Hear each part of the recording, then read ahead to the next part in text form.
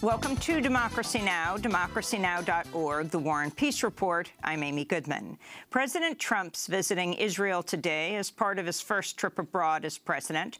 During the two-day trip, he and Secretary of State Rex Tillerson will meet with Israeli Prime Minister Benjamin Netanyahu and other top Israeli officials. It is Tillerson's first trip ever to Israel. In a controversial move, Trump is also slated to become the first sitting U.S. president to visit the Wailing Wall in Jerusalem.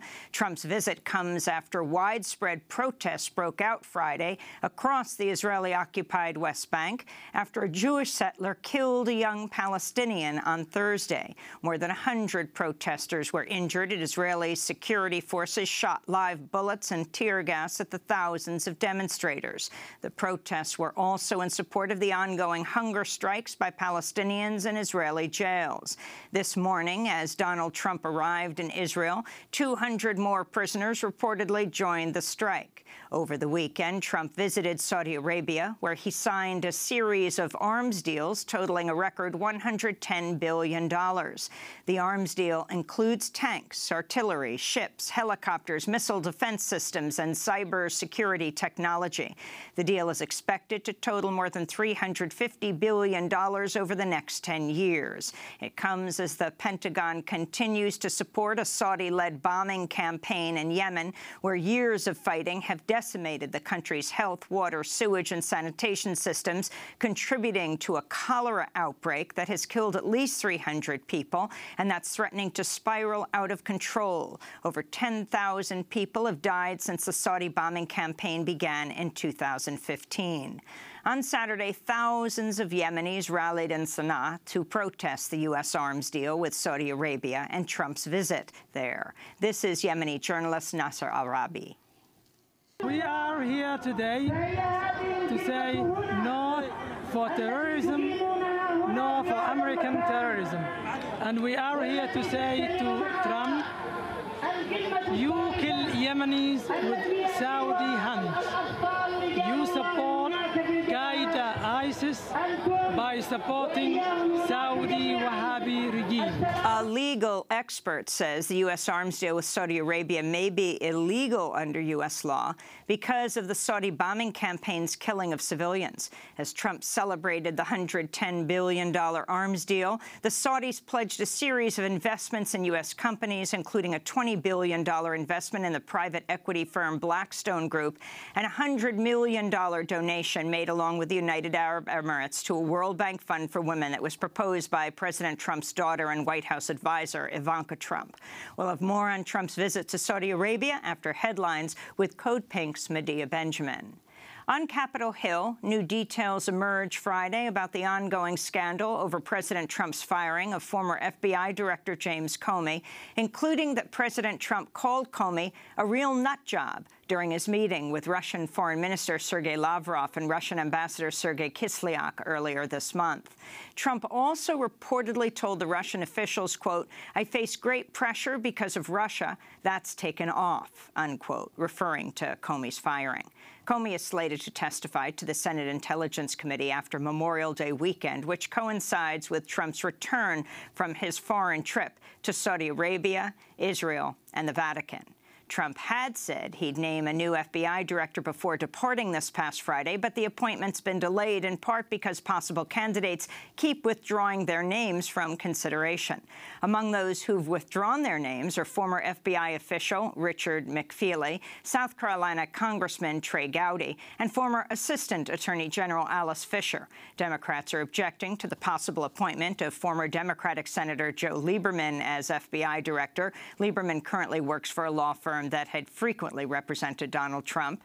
Meanwhile, the Washington Post is reporting a current White House official is under investigation for possibly colluding with Russian officials to allegedly hack the 2016 election.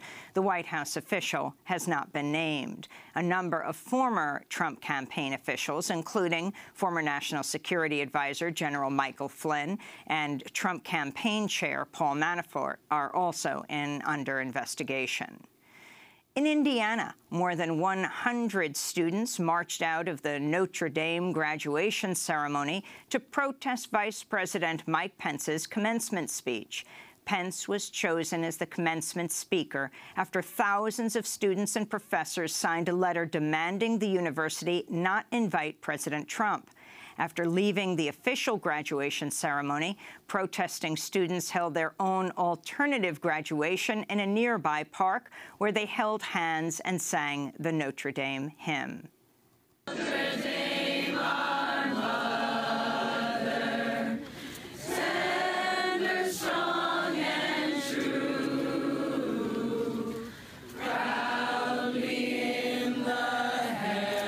Among their issues was discrimination against Muslims.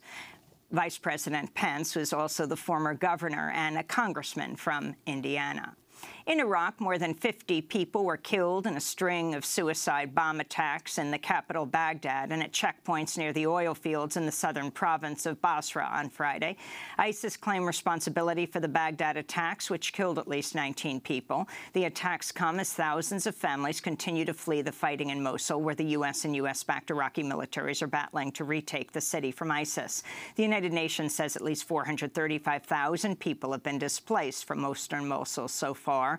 A new report by Human Rights Watch has accused troops allied with the U.S.-backed Iraqi military of detaining, interrogating, and torturing up to 100 residents as they fled the fighting in Mosul last month.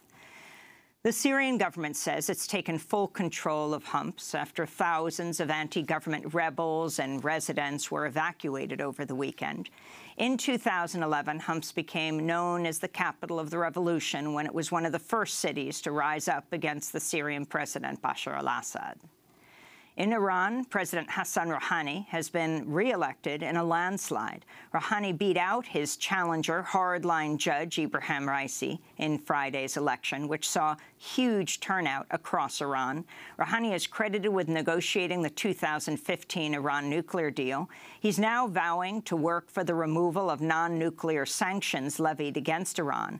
We'll have more on the Iranian elections later in the broadcast. The New York Times reports the Chinese government jailed or killed as many as 20 CIA sources in the country between 2010 and 2012. U.S. officials call it the worst intelligence breach in decades. One CIA source was shot in public outside a government building in an apparent warning to others who might be working for the CIA. The New York Times reports it's still unknown how the Chinese successfully identified so many CIA sources. North Korea launched another medium-range ballistic missile test Saturday, only 1 week after launching a new type of rocket North Korea says is capable of striking U.S. military bases in the region. The UN Security Council is slated to meet Tuesday to discuss the North Korean nuclear program.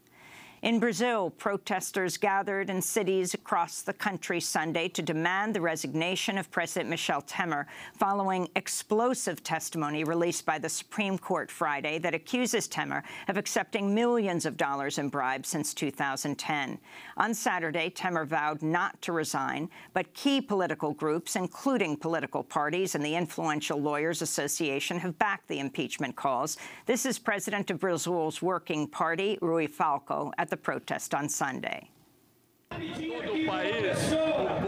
over the country, people are taking to the streets today in defense of direct elections now. Temer's government has ended. He doesn't have the moral and political legitimacy to end the country's crisis. There are 14 million unemployed people already. That's Rui Falco of Brazil's Workers' Party. In South Sudan, the United Nations says pro-government forces killed at least 114 civilians in the last 6 months of last year and around the town of Ye. The UN also accused the pro-government soldiers of raping and torturing civilians. South Sudan has been racked by civil war since 2013, and the UN says parts of the country have entered a famine with 100,000 people at risk of starvation. Back in the United States, Billy Bush has broken his silence about the 2005 NBC's Access Hollywood tape in which Bush is egging on Donald Trump as Trump brags about committing sexual assault. I better use some Tic Tacs just in case I start kissing her. You know, I'm automatically attracted to beautiful. I just start kissing them. It's like a magnet. You just kiss. I don't even wait. And when you're a star, they let you do it. You can do anything. Whatever you want. Grab them by the pussy. do anything. NBC fired Billy Bush after the tape resurfaced during the 2016 presidential campaign. He had just become a co-host of The Today Show. In his first comments on the tape since its release, Bush told Good Morning America the tape brought his 16-year-old daughter to tears. It was a powerful moment. My now 16-year-old daughter called me, and she was in tears. And she was really upset, and I said, Mary, it's going to be okay, you know, don't worry. And she said, no. Why were you laughing at the things that he was saying on that bus? Why were you playing along with that? It wasn't funny. I said, Mary, I am sorry, and there is no good answer for that. In Washington state, authorities are investigating a possible nuclear waste leak after radioactive material was found on a worker's clothing. This comes less than 2 weeks after the Department of Energy declared a state of emergency at the Hanford nuclear site after a tunnel storing contaminated radioactive materials collapsed. Hanford is the nation's most polluted nuclear weapons production site. To see our full interview on Hanford when Democracy Now! Was in Washington state, go to democracynow.org. In Maryland, the FBI is investigating the murder of an African-American student as a possible hate crime after police discovered his alleged killer was part of a white supremacist Facebook group called Alt-Right Nation. University of Maryland student Sean Urbanski, who's white, has been charged with first-degree murder for fatally stabbing 23-year-old Richard Collins II, an African-American student at Bowie State University who was visiting the University of Maryland during graduation weekend. Collins was set to graduate this spring. In Ohio, a grand jury's refused to indict white police officer Brian Mason for killing 13-year-old Tara King in 2016. King was an 8th grader who played football, was in the Young Scholars program at his school. He was playing with a toy BB gun near his home when Officer Mason chased him into an alley, allegedly confused the toy gun for a real gun, and shot the boy repeatedly, killing him. King is at least the second person Officer Mason has killed over the last 5 years. And in New Orleans, hundreds of people gathered to celebrate the removal of a massive bronze statue of Confederate General Robert E. Lee on Friday. It was the last of a series of Confederate statues the city's removed in recent weeks. Workers wore bulletproof vests and face coverings to conceal their identities as they used a crane to remove the statue from a 60-foot-high pedestal. White nationalists have staged a series of protests and issued threats in the lead-up to the memorial's removal. A car belonging to one of the workers had also been set on fire.